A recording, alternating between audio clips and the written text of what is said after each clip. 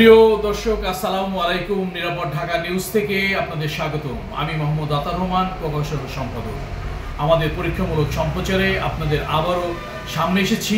আমাদের সেই একটি মিশন আমরা যেটা বলেছি যে বাংলাদেশের উন্নয়নের সবচেয়ে বড় বাধা অনিরাপদ ঢাকা।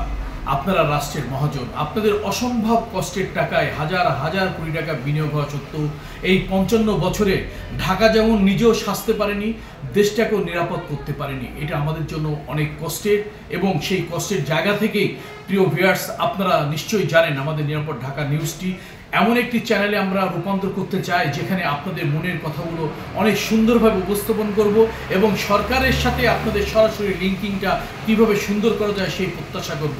কারণ কি, এটা আমাদের সবচেয়ে বড় আফসোস।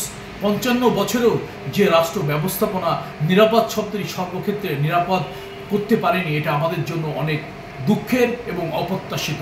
তাই সেখানে আমরা একটি কথা আপনাদের বলতে চাই, পরীক্ষামূলক সম্প্রচারে প্রিয় ভিউয়ার্স, আপনাদের একটি শেয়ার, একটি কমেন্টস, একটি সাবস্ক্রাইব আমাদের অনেক দূর এগিয়ে নিয়ে যাবে। আপনারা জানেন যে আপনাদের শক্তি আমাদের সবচেয়ে মহাশক্তি।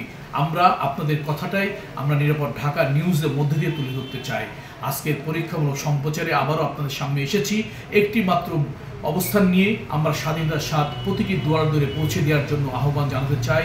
একটি প্রিয় জীবন, একটি প্রিয় পরিবার, একটি রাজধানী, একটি দেশের জন্য আমরা নিরাপদ বাংলাদেশ গড়ার স্বার্থেই আমাদের নিরাপদ ঢাকা নিউজটি আমরা যে পথ চলা শুরু করেছি। আর এই পথ চলার মহাশক্তি হচ্ছেন আপনারা।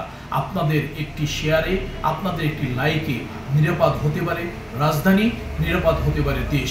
সেই প্রত্যাশায় আপনারা আমাদের সাথে থাকবেন। আপনারা আমাদের সাথে সব সময়ের জন্য আপনাদের যে কমেন্টস, আপনাদের যে চাওয়া পাওয়াটা, সেটা সবসময় ভালো হোক মন্দ হোক আমাদের জানাবেন এবং আমরা জানাতে চাই। এই পর্বে এখানে শেষ করছি। আপনাদের সবচেয়ে সর্বোচ্চ শুভকামনায় শুধুমাত্র একটি, আমরা নিরাপদ শব্দটি সব ক্ষেত্রে নিশ্চিত করতে চাই নিরাপদভাবে। আপনারা সকলে ভালো থাকবেন। নিরাপদ ঢাকা নিউজের পক্ষ থেকে এখানে শেষ করছি। Country salute.